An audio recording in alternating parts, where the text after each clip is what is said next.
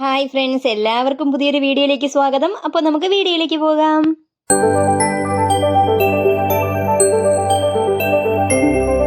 നമ്മൾ ഇന്ന് ഉണ്ടാക്കാൻ പോകുന്നത് ഒരു മട്ടൻ കറിയാണ്. അതിനായിട്ട് ആദ്യമേ തന്നെ നമ്മൾ 1 കിലോ മട്ടൻ കഴുകി വൃത്തിയാക്കി വെച്ചിട്ടുണ്ട്.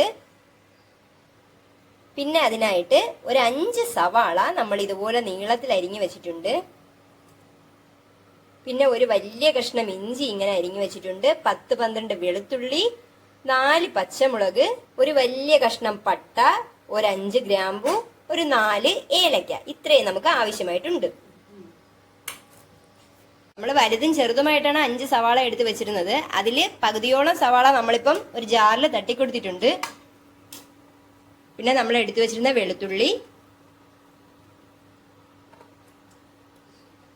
ഇഞ്ചി, പച്ചമുളക്,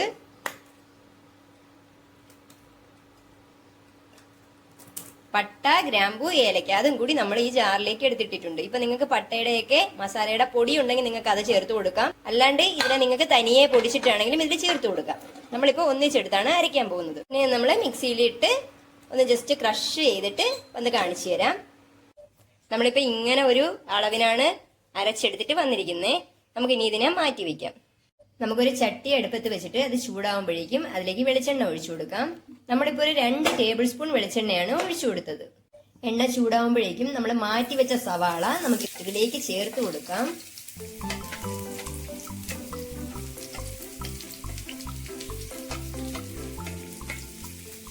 ഇനി നമുക്ക് നല്ലപോലെ വഴറ്റിയെടുക്കാം.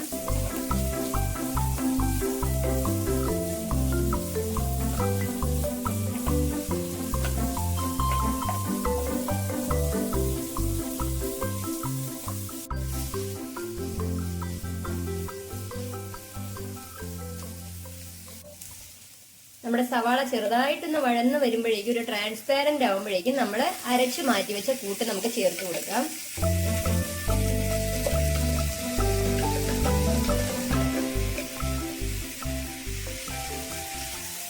അതും കൂടി ചേർത്ത് നല്ലപോലെ വഴറ്റിയെടുക്കണം.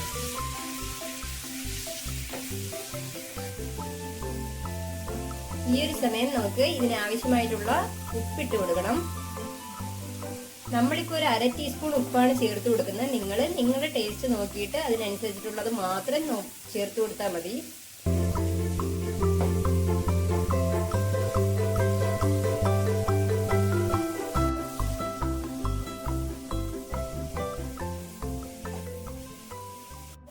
നമ്മുടെ ഉള്ളി ഇത്രയും വഴന്നു. ഈ ഒരു സമയത്ത് നമുക്ക് നമ്മുടെ തക്കാളി ചേർത്ത് കൊടുക്കാം. നമ്മളിപ്പോ ഒരു 3 തക്കാളി അരിഞ്ഞതാണ് ചേർത്ത് കൊടുത്തത്. നിങ്ങൾക്ക് 4 തക്കാളി വരെയൊക്കെ ചേർത്ത് കൊടുക്കാം. ഈ തക്കാളി നല്ലപോലെ വഴന്നു വരണം.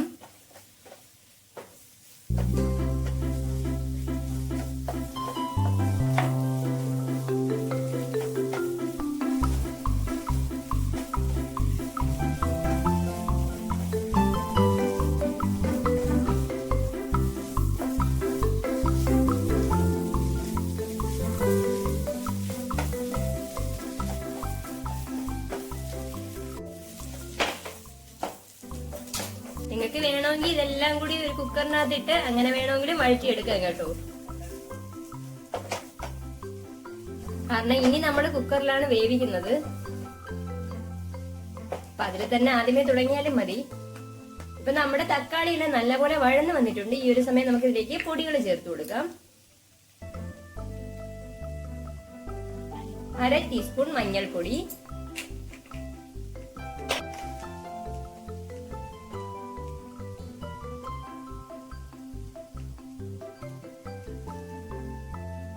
3 ടേബിൾ സ്പൂൺ കാശ്മീരി മുളക് പൊടി. സാധാരണ മുളക് പൊടിയാണെങ്കിൽ 2 ടേബിൾ സ്പൂൺ ഒക്കെ മതിയാകും. എരിവ് നോക്കി ചേർത്താൽ മതി. അത്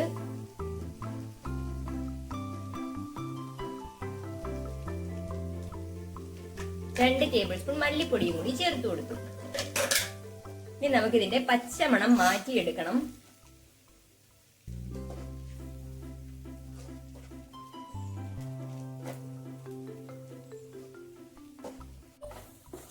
നിങ്ങൾക്ക് വേണമെങ്കിൽ കുറച്ചുകൂടി എണ്ണ ഒഴിച്ചു കൊടുക്കാവേ.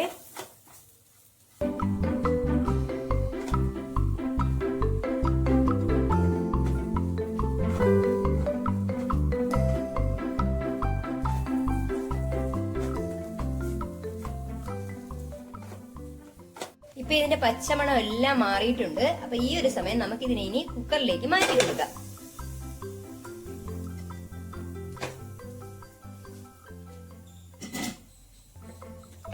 നമ്മൾ വഴറ്റാൻ എളുപ്പത്തിനാണ് ആദ്യമേ മറ്റേ പാത്രം യൂസ് ചെയ്തത്. നിങ്ങൾക്ക് ഇതിൽ തന്നെ ആദ്യമേ ചെയ്യാം.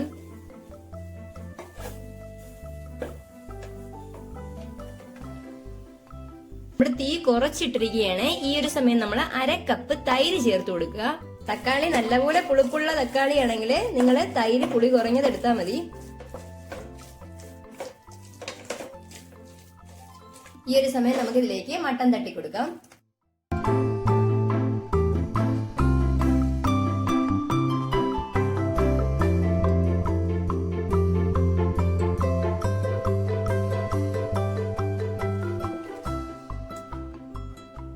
നല്ലപോലെ മിക്സ് ചെയ്തെടുക്കണം. ഇതിലുള്ള നനവെല്ലാം ഒന്ന് വറ്റി വരണ്ട് വരണം. എന്നിട്ടേ ഇതിലിനി നമ്മൾ വെള്ളം ഒഴിച്ചു കൊടുക്കാൻ പാടുള്ളൂ.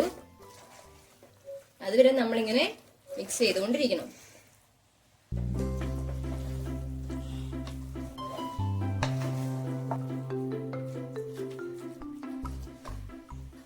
ഈ ഒരു സമയം നമുക്ക് ഇതിനാവശ്യമായിട്ടുള്ള അത്രയും ഉപ്പ് ചേർത്ത് കൊടുക്കാം. നമ്മളിപ്പോ 1 ടീസ്പൂൺ ഉപ്പാണ് ചേർത്ത് കൊടുത്തത്. നിങ്ങൾ നിങ്ങളുടെ ടേസ്റ്റ് നോക്കിയിട്ട് മാത്രം ചേർത്ത് കൊടുത്താൽ മതി.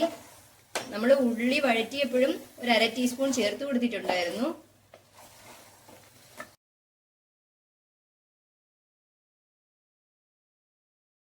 നമ്മളിപ്പോ ഗരം മസാല കൂടി ചേർത്ത് കൊടുത്തിട്ടുണ്ട്. ഈ ഒരു സമയം 1 ടീസ്പൂൺ ഗരം മസാലയാണ് ചേർത്ത് കൊടുത്തത്. നമ്മൾ നേരത്തെ അരച്ച കൂട്ടിന്റെ കൂടെ പട്ടയും ഗ്രാമ്പും ഒക്കെ ഇട്ടിട്ടാണ് അരച്ചത്. അതിന്റെ ടേസ്റ്റ് അപ്പം കുറവാണെങ്കിൽ ഈ ഒരു സമയത്ത് ഗരം മസാലയോ ഇറച്ചി മസാലയോ ചേർത്ത് കൊടുക്കാൻ പാടുള്ളൂ.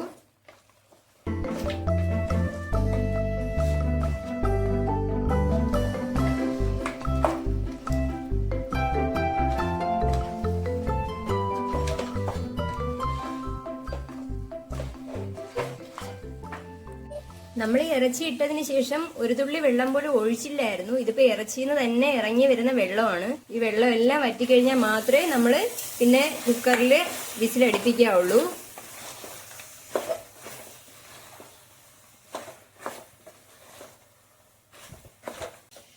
ഇതിലിപ്പോ ഇറങ്ങി വന്ന വെള്ളം എല്ലാം കറക്റ്റായിട്ട് വറ്റി വന്നിട്ടുണ്ട്. നല്ലപോലെ വറ്റിയിട്ടുണ്ട്. ഈ ഒരു സമയം നമുക്കിതിലേക്ക് 2 കപ്പ് വെള്ളം ഒഴിച്ചു കൊടുക്കാം. നമ്മളിപ്പോ വെള്ളം ഒഴിച്ചത് തൈരിരുന്ന പാത്രത്തിലാണ് കേട്ടോ വെള്ളം എടുത്തത്. നല്ല തിളച്ച വെള്ളമാണ് ഒഴിച്ചു കൊടുത്തത്.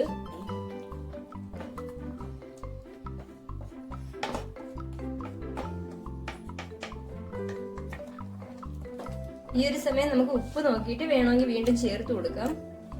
നമ്മളിപ്പോ 1/4 ടീസ്പൂൺ ഉപ്പും കൂടി ചേർത്ത് കൊടുക്കുകയാണേ. നിങ്ങൾ നോക്കിയിട്ട് മാത്രം ചേർത്താൽ മതി.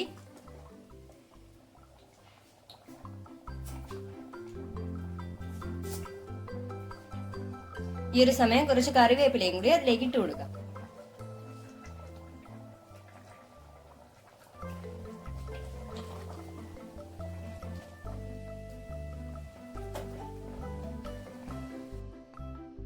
നമ്മളിപ്പം കുക്കർ അടച്ചു കൊടുത്തിട്ടുണ്ട്. ഇനി ഇത് 3 വിസിൽ കേൾക്കുമ്പോൾ നമ്മൾ ഓഫ് ചെയ്ത് കൊടുക്കും. പിന്നെ വെന്തില്ലെങ്കിൽ നമ്മൾ വീണ്ടും നമുക്ക് വേവിക്കാം.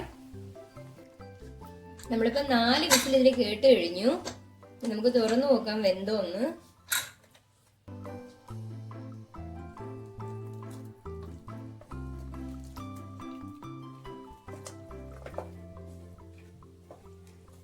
ഈ ഒരു സമയം നമുക്ക് തീ കത്തിച്ചു കൊടുക്കാം.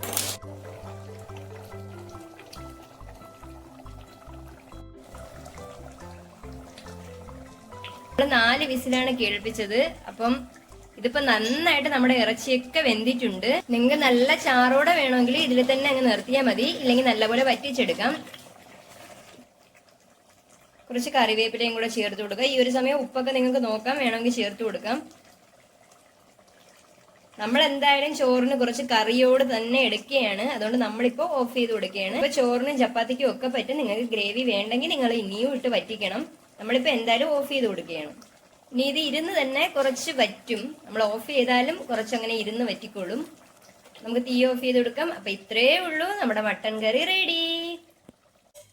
അപ്പൊ എല്ലാരും ഈ മട്ടൻ കറി വീട്ടിലൊന്ന് ട്രൈ ചെയ്ത് നോക്കണം. നിങ്ങൾക്ക് എന്തായാലും ഇഷ്ടപ്പെടും. ഇഷ്ടപ്പെടുവാണെങ്കിൽ ലൈക്ക് ചെയ്യണം, ഷെയർ ചെയ്യണം. നിങ്ങളുടെ അഭിപ്രായങ്ങൾ കമന്റ് ബോക്സിൽ രേഖപ്പെടുത്തണം. സബ്സ്ക്രൈബ് ചെയ്യാൻ മറന്നുപോയിട്ടുള്ളവരെല്ലാവരും സബ്സ്ക്രൈബും കൂടെ ചെയ്തേക്കണേ. താങ്ക്